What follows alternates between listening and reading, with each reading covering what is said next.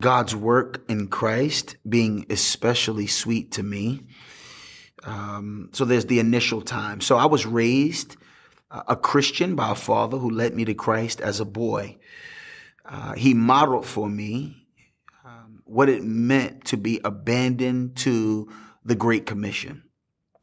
Evangelist, he was an evangelist. He taught me how to share my faith at the age of 7 on. I actually ran away from him because the abandonment to the narrow way was so narrow, I felt like I couldn't be a kid. I left and I went to be with my family who would live down south.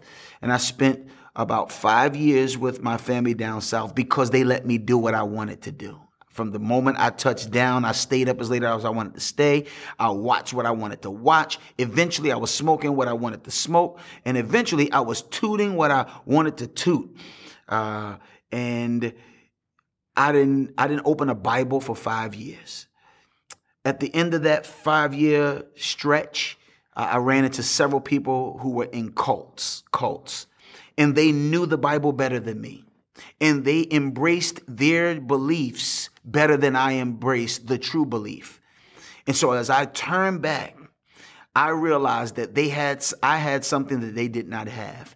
I had a person who had accomplished the work for his people, who had taken on sin, became a replacement for the sinner, and exchanged his righteousness for our sin, and took on our sin onto himself who was righteous.